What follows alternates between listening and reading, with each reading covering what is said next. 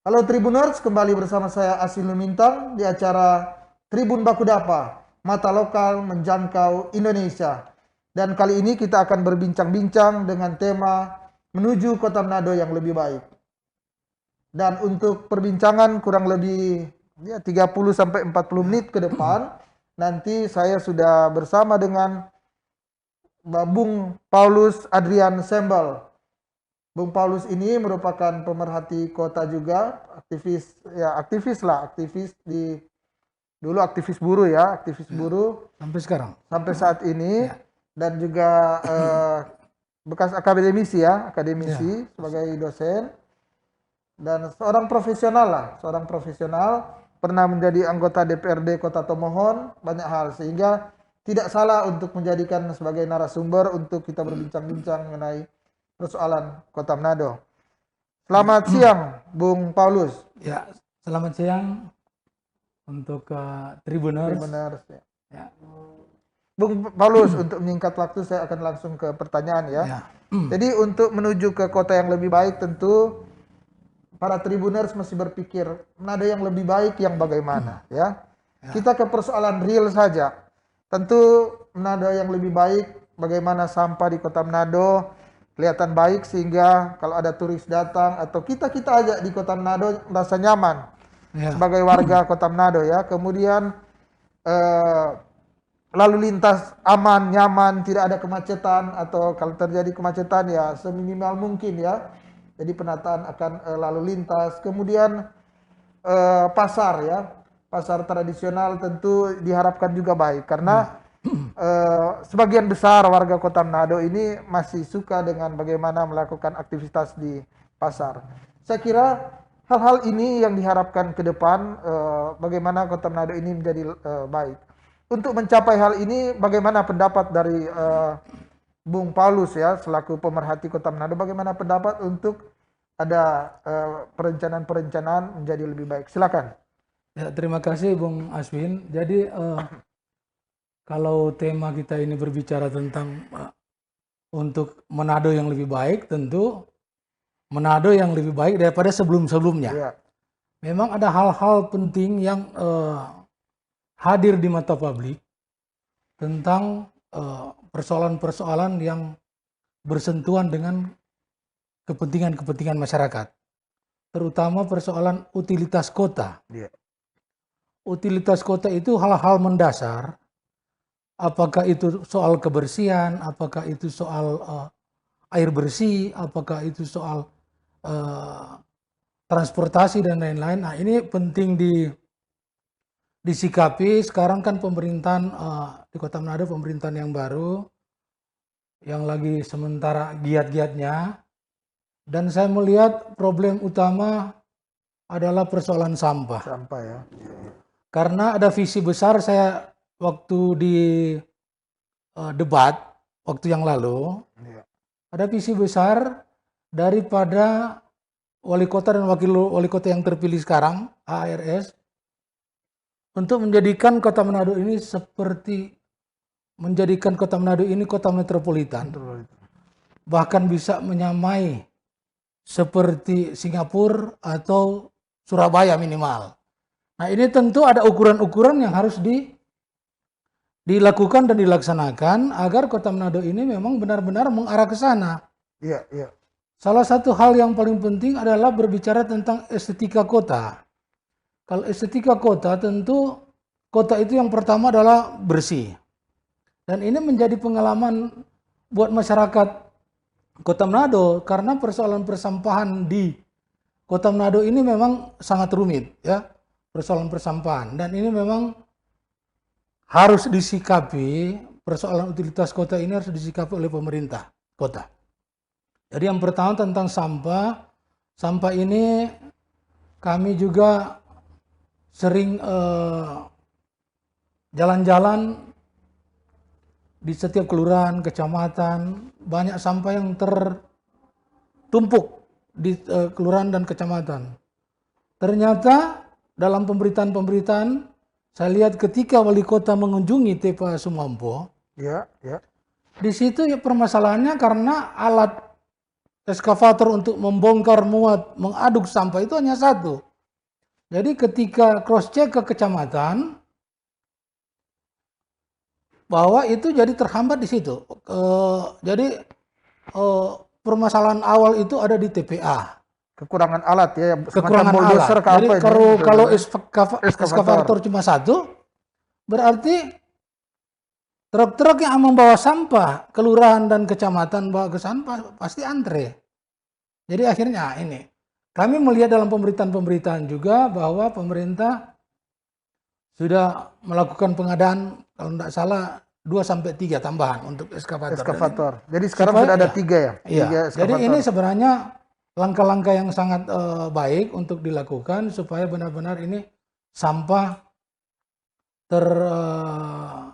terurus dengan baik. Nah, ini juga. Tapi apa benar memang sudah over capacity yang lokasi TPA Sumompo ini sudah tidak memungkinkan untuk menampung sampah sebenarnya? Bagaimana? Sebenarnya kalau itu secara teknis kami tidak tahu apakah itu sudah over atau tidak.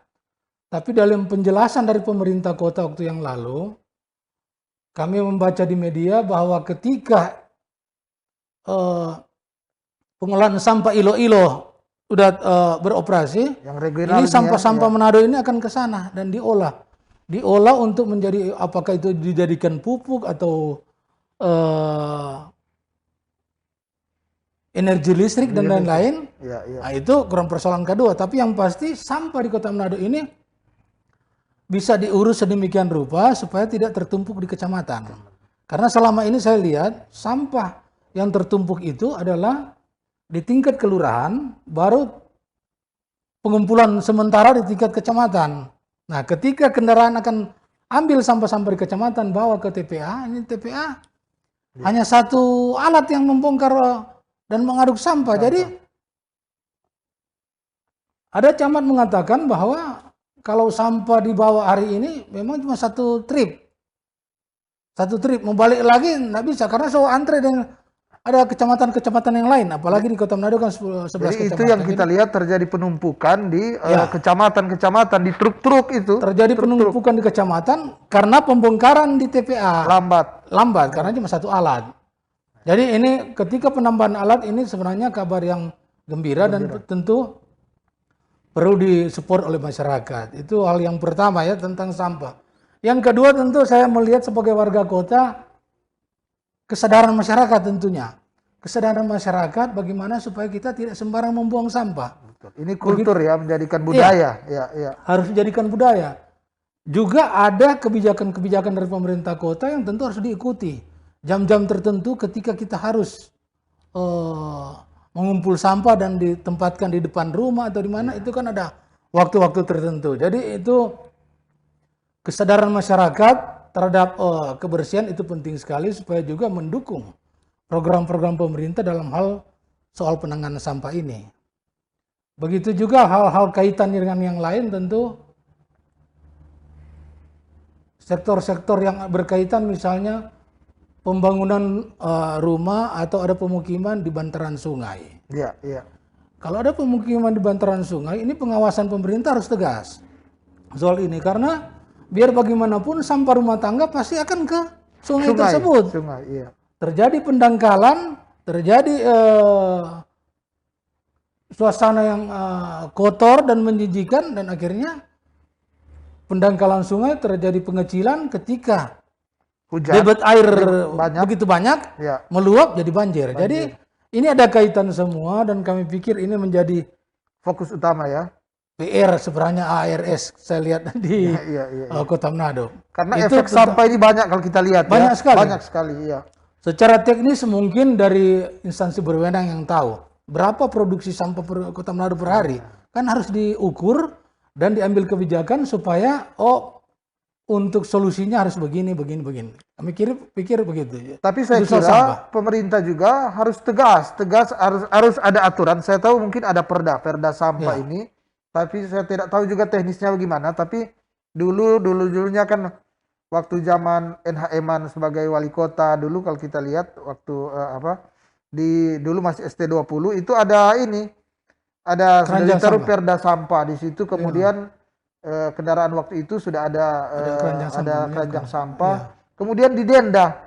Jadi orang-orang aja yang dari gunung dari itu mau datang dari Minahasa datang takut kalau mau buang sampah sembarangan karena ada ini ada aturan yang melarang. Jadi saya kira sebelum ini menjadi hal yang membudaya memang harus ada aturan yang tegas. Saya tidak tahu apa masih berlaku itu atau gimana. Tapi gimana? Jadi kalau regulasi-regulasi atau aturan tentang berhubungan dengan kebersihan, berhubungan dengan pengolahan sampah, berhubungan dengan bagaimana ini sampah ini supaya bisa diatur sedemikian rupa, tentu salah satu adalah regulasi atau Perda. Nah, Perda ini tentu fungsi pengawasan kan sudah ada di situ. Ketika ada Perda ini tentu harus dilaksanakan dengan sebaik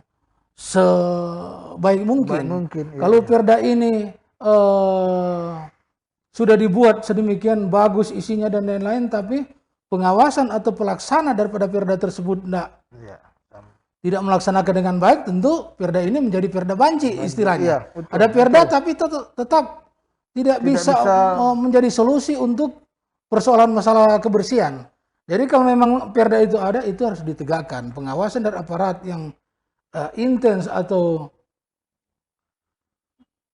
berhubungan erat dengan pengenaan Perda itu tentu harus melaksanakan tupoksi dalam kaitan dengan kebersihan. Karena banyak yang bilang sebenarnya di berbagai daerah di Indonesia termasuk di Manado, sebenarnya aturannya sudah ada, bahkan sudah cukup, tapi lemahnya dieksekusi. Ya itu makanya. Eksekusi tidak tegas, kalaupun ada kembang kepis, artinya hari ini oke, masih tegas, besoknya tidak, konsistensinya tidak ada. Atau bagaimana pendapat? Iya, jadi kan penjaga Perda kan ada Pol PP. Jadi Pol PP melaksanakan fungsi, salah satu melaksanakan fungsi untuk penegakan Perda. Jangan Pol PP cuma disibukkan dengan misalnya ngurus-ngurus demo atau menggebrek sana sini. Padahal pelaksanaan daripada Perda itu kalau memang ditegakkan secara berdasarkan aturan yang ada, saya pikir kebijakan-kebijakan termasuk bagaimana kita melakukan pembuangan sampah itu sudah diatur sedemikian rupa.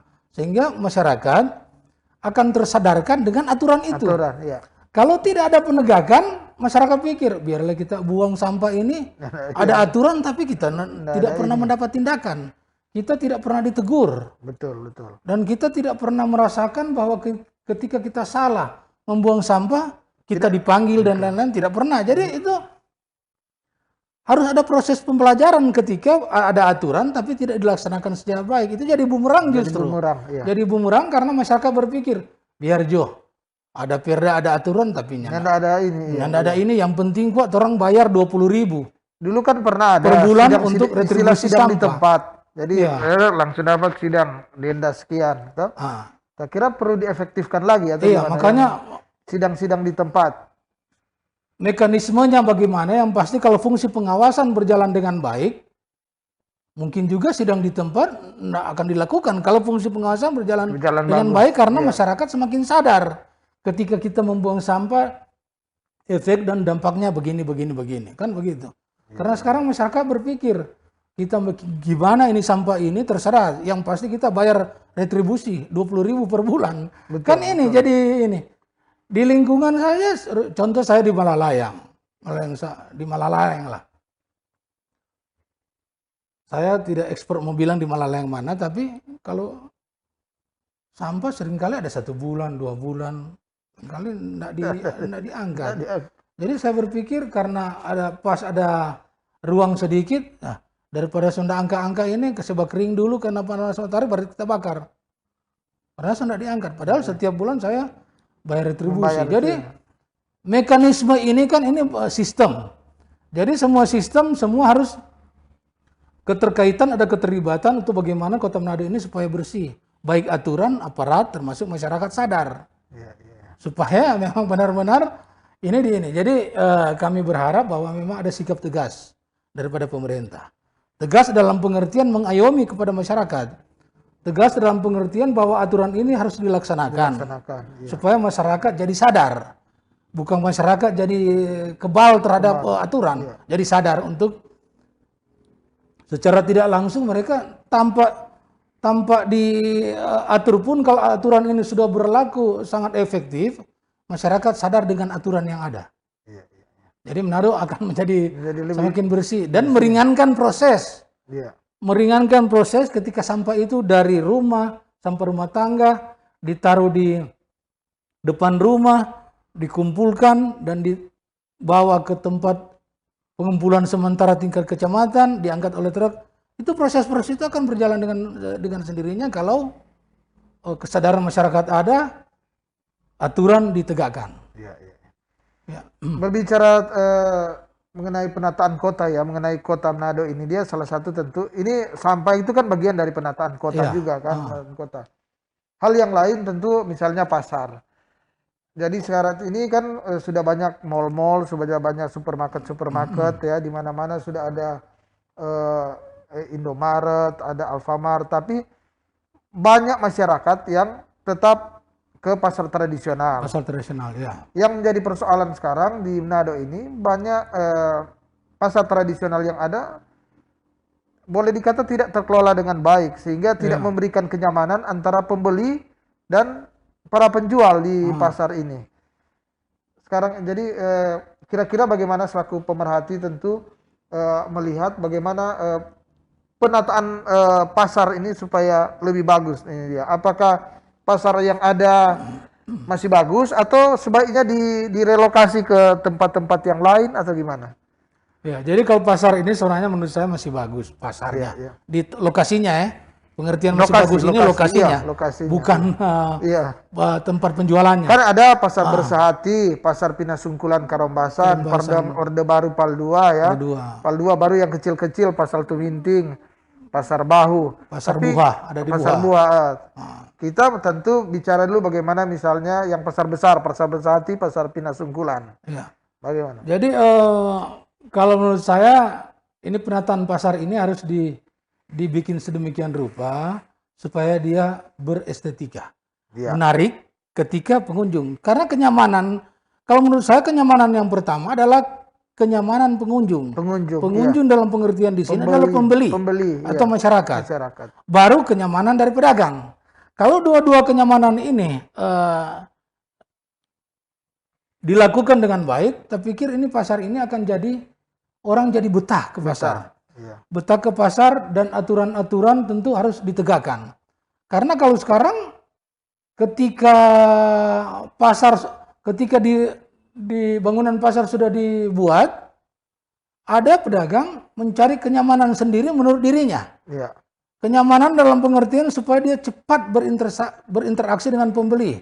Akhirnya dia keluar dari ruangan, dagangannya dia taruh di pinggir jalan. Atau badan jalan, tapi mengganggu estetika dengan tapi tidak ada tindakan. Nah, ini kembali ke pengawasan. Kalau ada aturan dan lain-lain itu harus ditegakkan. Dan yang pasti yang pertama kalau berbicara tentang pasar, kenyamanan pembeli dan kenyamanan penjual.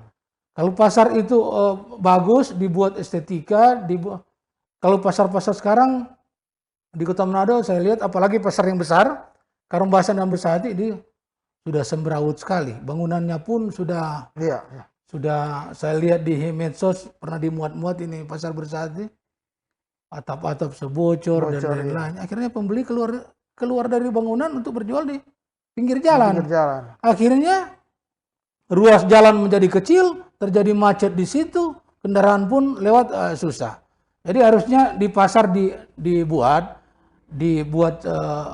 lebih bagus lah. Ditata lebih bagus. Artinya begini, karena ini adalah pemerintahan awal bagi ARS ya, Pak Andre Ango dan Pak Richard Salang. Ini kan masih awal. Jadi periksa dulu, turun ke pasar, lihat dulu apakah DP fasilitas ini masih bagus enggak. Sehingga kalau dia masih bagus, dia misalnya pasar Bersehati untuk berapa pedagang yang bisa di situ. Jangan misalnya fasilitasnya sudah tidak baik, kemudian over capacity lagi karena mungkin demi pembayaran ke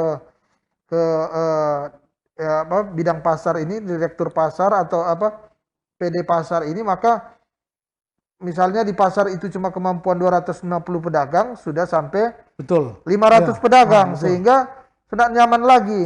Saya kira Pak Wali Kota dan Wakil tentu harus melihat ini.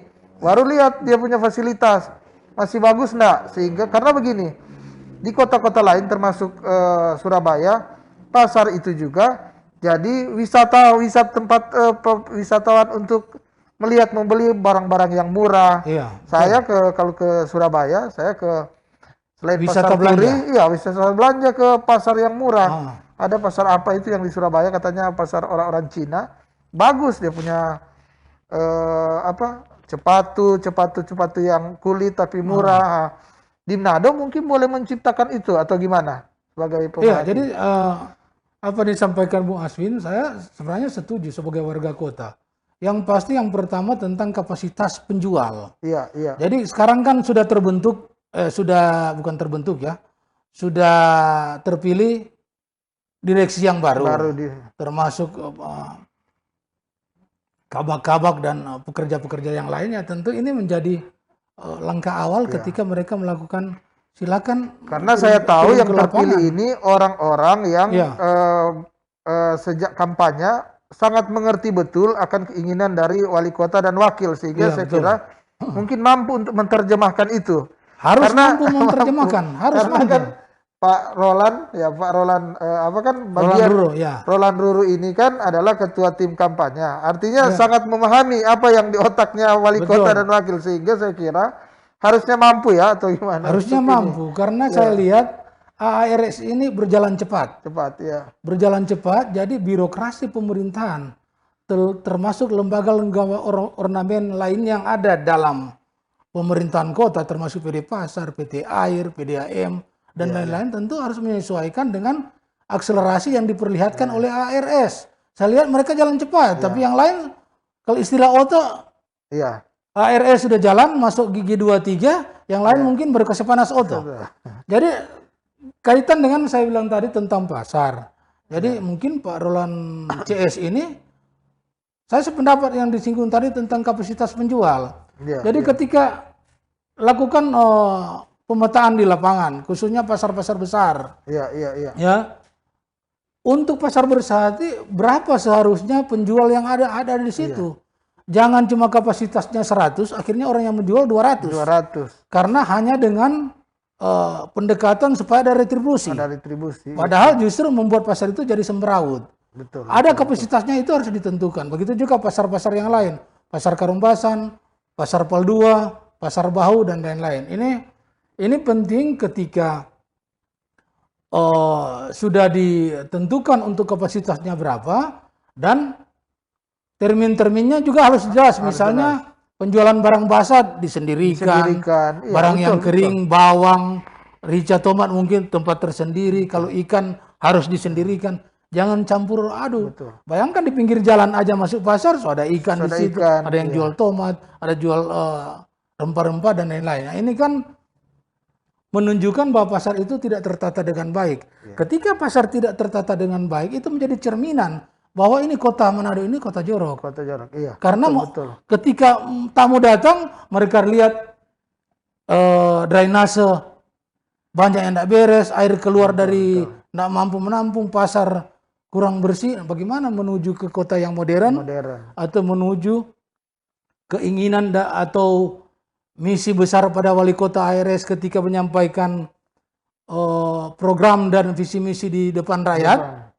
Waktu yang lalu pencalonan itu agak sulit tercapai kalau wali kota beriming-iming bahwa menjadikan kota Manado ini seperti Singapura atau minimal seperti Surabaya. Tapi hal-hal yang sangat terkait erat dengan kepentingan publik dan di depan mata masyarakat bisa melihat, justru tidak beres. Pasar kotor, drainase tersumbat, karena sampah-sampah justru dibuang ke dalam parit-parit tersebut, drainase. Jadi ini juga sebenarnya selain sampah tadi, pasar termasuk transportasi yang sering macet karena jalan di Kota Manado tidak pernah bertambah, kendaraan bertambah. Ini betul. PR penting buat ARS. Dan kita melihat, saya melihat sebagai warga kota, ARS sedang berbuat menuju ke arah itu. Buktinya, satu hari saya sebagai warga kota tentu sangat berbahagia, senang ketika satu hari dilantik, ARS langsung berkunjung ke TPA. dan ini sangat mendapat apresiasi positif dari masyarakat Kota Manado. Ya. Karena Manado hebat apapun kalau tetap kotor, Iya. tetap Tidak nyaman. tidak Harus ada nyaman yang dulu perlu untuk kita dibanggakan. yang tinggal, warga kota yang tinggal Iya. harus nyaman dulu kan. Karena Kota Manado ini kota kecil. Kota kecil ya. Demikian juga pembangunan pemukiman. Ini lahan Manado kecil, berarti konsep ke depan ketika pengadaan pemukiman berarti harus ke atas, bukan melebar. Iya. Artinya rumah susun itu harus diperbanyak di Kota Manado. Bukan melebar karena tempatnya terbatas. Lama-lama sudah ada lahan kosong di Artinya Kota Manado, pemerintah ya. yang ada saat ini, Pak Wali berarti harus ngomong dengan investor properti yang bagian perumahan supaya jual rumah-rumah bertingkat yang ini ya. Nah, kalau konsep itu ya konsep daripada pemerintah. Tapi orang sebagai warga kan hanya melihat kenyataan yang ada dan memberikan masukan-masukan. Iya, iya. Karena selama ini masukan-masukan juga saya melihat baik Pak Wali Kota dan Wakil Wali Kota menerima masukan-masukan masyarakat sepanjang itu bisa dilakukan. Karena biar bagaimanapun menuju ke arah kota yang modern ada kebijakan yang harus dilakukan. Yang kedua tergantung kemampuan keuangan daerah. Iya. Yang ketiga supporting kepada masyarakat untuk mendukung setiap kebijakan yang sangat baik yang akan dilakukan misalnya pemerintahan yang baru sekarang. Itu paling penting. Jadi simbiosis mutualisme. Iya, betul. Ada keterkaitan antara kebijakan-kebijakan pemerintah yang akan diambil oleh pemerintah kota sekarang, kesadaran masyarakat untuk mendukung program-program pemerintah, dan tersedianya dana yang cukup besar untuk membangun Kota Manado.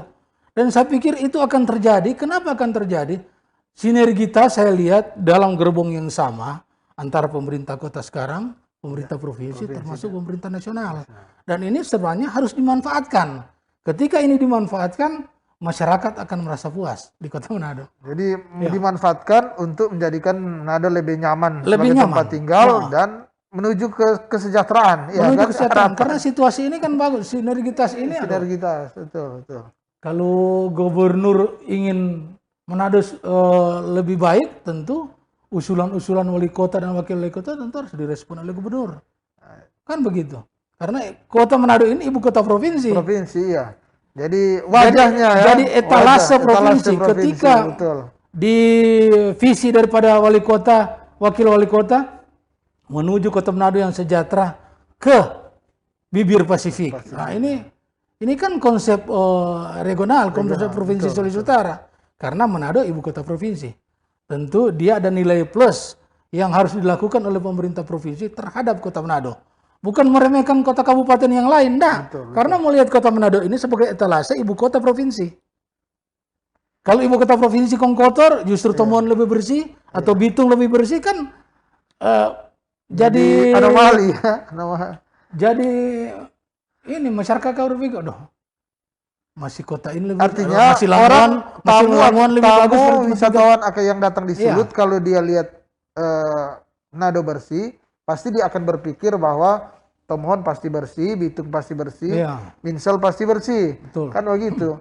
Karena ini adalah dikatakan tadi wajah, ini adalah etalase kota Sulawesi Utara. Orang datang, tamu-tamu, pejabat negara datang, dia ketika dia melihat Manado, dia menganggap bahwa inilah Sulut secara umum. Betul. Dan berkaitan dengan itu saya lihat selain infrastruktur sampah, persoalan sampah, juga penataan pasar, yang jadi masalah juga di Manado ini adalah Manado ini mungkin salah satu ibu kota provinsi yang banyak jalan lobang. Banyak sekali jalan yang berlubang ini. Jadi orang-orang yang punya kendaraan atau apalagi yang cuma sepeda motor itu terasa sekali. Banyak sekali jadi ini berbahaya. Bahkan banyak sekali ya kalau kita lihat di pemberitaan banyak sekali yang meninggal karena jalan-jalan mungkin dia cepat atau gimana, tiba-tiba ada lobang di jalan, dan itu termasuk banyak di Manado. Bagaimana Pak Paulus melihat, Bung Paulus melihat ini sebagai satu ibu kota? Ini sebenarnya menjadi concern perhatian daripada lembaga teknis terkait apakah itu PU atau lembaga pengawas jalan. Iya. Karena di Kota Manado pasti ada lembaga pengawas jalan yang tingkatnya provinsi dan juga ada tingkatnya Kota Manado. Karena di dalam Manado ini ada jalan provinsi, ada jalan nasional, dan ada jalan kecamatan yang harus diukur ini. Ini jalan yang berlubang ini memang penting karena pengawasan di lapangan oleh instansi teknis itu penting sekali. Tapi saya selain jalan lubang ini, saya concern ke jalan pemecah kecamatan, pemecah kemacetan, ya, yang ada di kelurahan-kelurahan. Misalnya ada jalan-jalan potong, tapi jalan-jalan potong ini yang ada di kelurahan ini seringkali tidak efektif karena yang pertama sempit, kedua selain itu rusak dan lain-lain. Iya. Padahal itu mengurai kemacetan. Mengurai Ketika kemacetan. misalnya contoh orang dari Winangun akan ke rumah sakit Malalayang, seringkali mereka potong di jalan Batu Kota masuk Krida, Iya. masuk jalan Krida keluar di Malalayang. Nah, itu jalan Krida itu saya lihat padat sekali. Padat. Itu jalan Krida karena Jalan tidak terlalu besar. ada space tertentu yang memang mungkin tuan rumah tidak kasih atau mau kasih sorong sedikit karena ada space tertentu yang sempit. Ketemu kendaraan agak susah. Ini pengawasan daripada pemerintah kota. Sebentar supaya pengurai kemacetan di jalan-jalan protokol bisa masuk ke jalan-jalan potong, istilah orang Manado jalan tikus. Jalan tikus. Boleh bawa potong angkang supaya cepat. Ditambah Tapi tertentu, akses ini harus dibuat demikian rupa supaya lebih bagus dilakukan. ada masyarakat tertentu, malah orang pele itu jalan. Selain yang dikatakan tadi, itu juga kan ini jalan Makanya umum. ini ya memang ini juga memang mesti ada aturan ya. Bukan cuma di Manado, di beberapa kota kabupaten di Tomohon saya lihat pernah di Minahasa. Ada memang kalau ada duka atau acara suka, so tutup lorong. Padahal ini lorong ini akses untuk jalan lain jalan ketika alternatif, macet di macet, jalan alternatif dia. Ini mungkin mesti ada aturan karena kalau ada sabua di situ tunggu sampai 3 hari dan lain-lain. Betul. Ada ini kan akan mengganggu pengguna jalan. Karena ya orang juga mungkin prihatin dengan kalau kegiatan itu kegiatan duka, mungkin prihatin. Tapi kalau berbicara untuk kepentingan umum, masa orang berpikir untuk kepentingan satu keluarga dan harus menutupi kepentingan umum. Ini kan mesti ada aturan-aturan soal itu karena penggunaan jalan seperti saya katakan tadi di Manado, jalan tidak bertambah, tapi kendaraan bertambah. Jadi ini penting karena yang juga memang di Indonesia saya lihat tidak ada regulasi seperti negara-negara lain seperti Filipina dan lain-lain. Di Indonesia kendaraan tahun 70-an masih ada yang jalan-jalan. Betul. Di Indonesia sini. Betul. Termasuk di Manado masih ada yang jalan-jalan.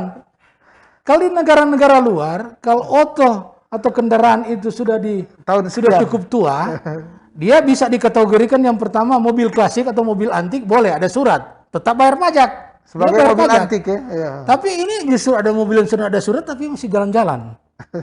Contoh di bagian Winangun saja ke pasar masih ada mobil ST20 dan lain-lain. Ini kan pasar Karombasan itu, pasar Karombasan kalau tidak salah kalau dia menuju ke SMA Negeri 1 itu di Jalan Siswa atau Jalan Pramuka sekarang, itu dia masih oleh ST20 itu.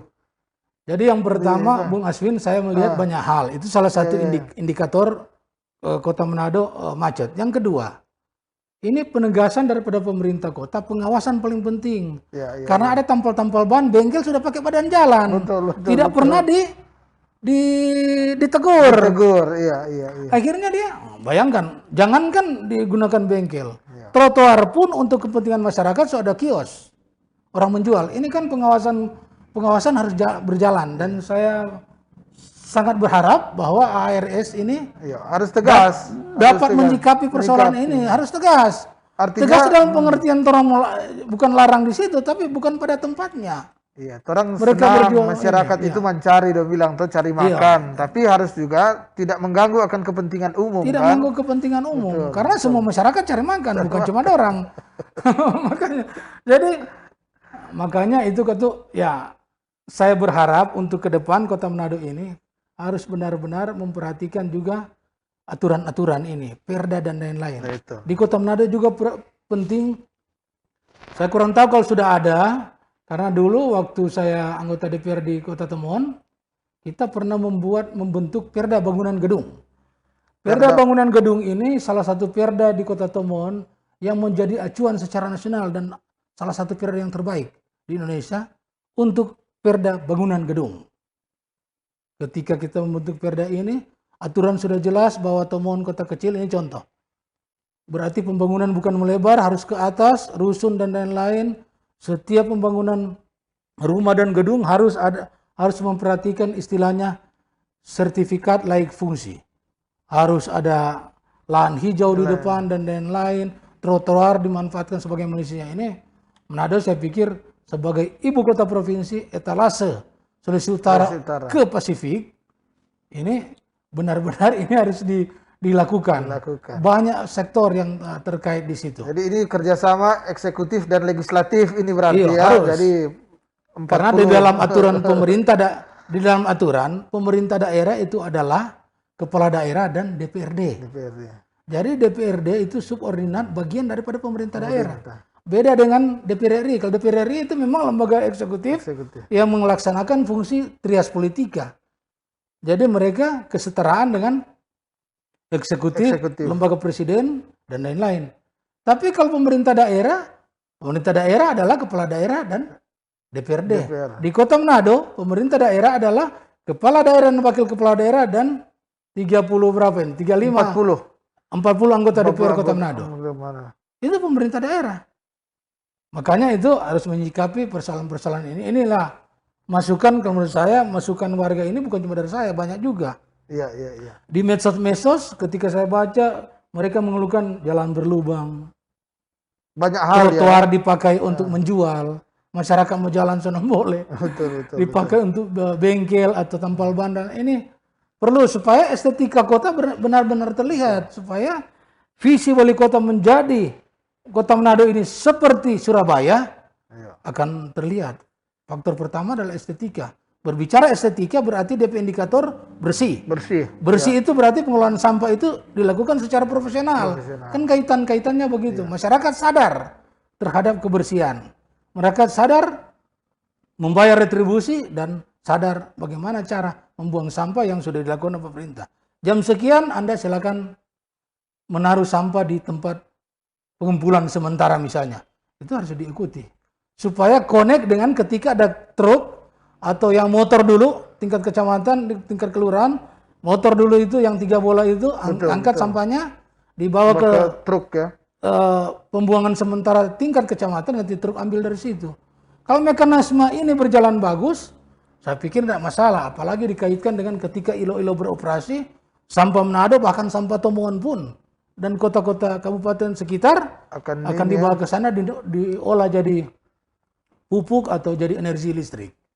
Ini kan konektivitas ini harus dibangun. Tapi kalau misalnya pemerintah pemerintah provinsi menyiapkan ILO-ILO, tapi tidak didukung oleh kota kabupaten yang ada di sekitar, nantinya juga akan percuma. Jadi itu saya lihat khusus untuk Kota Manado itu hal-hal penting yang harus diperhatikan.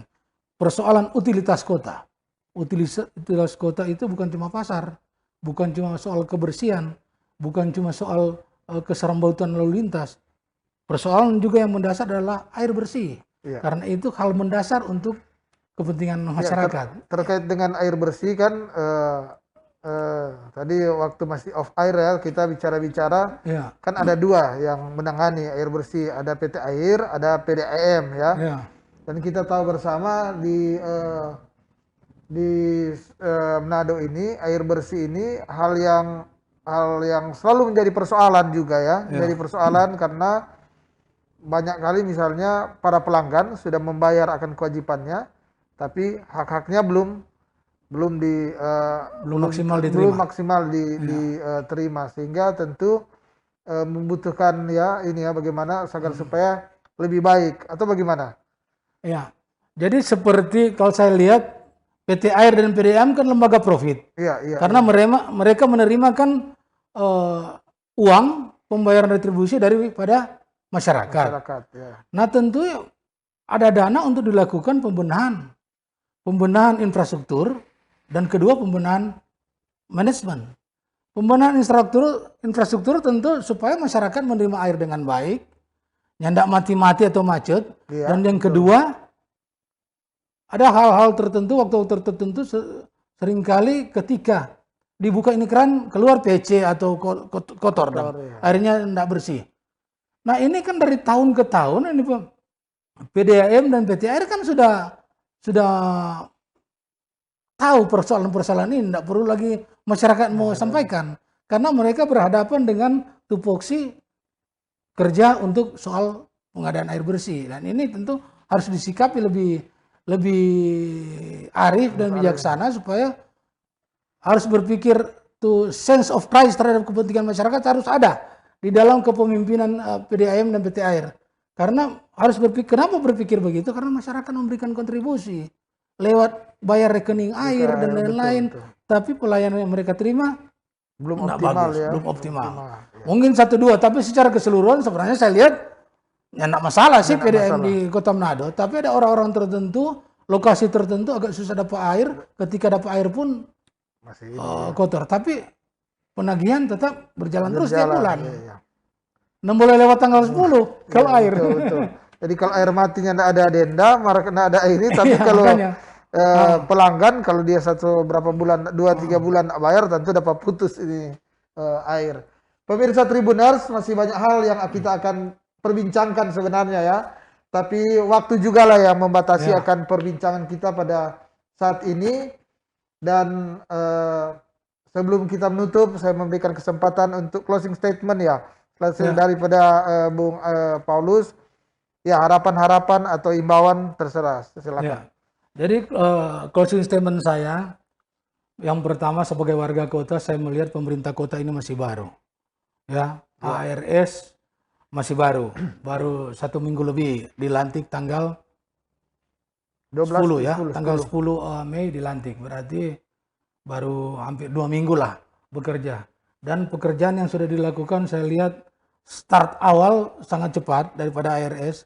Tentu saya berharap agar akselerasi birokrasi pemerintahan di Kota Manado harus menyesuaikan dengan langkah-langkah pemerintah kota yang baru.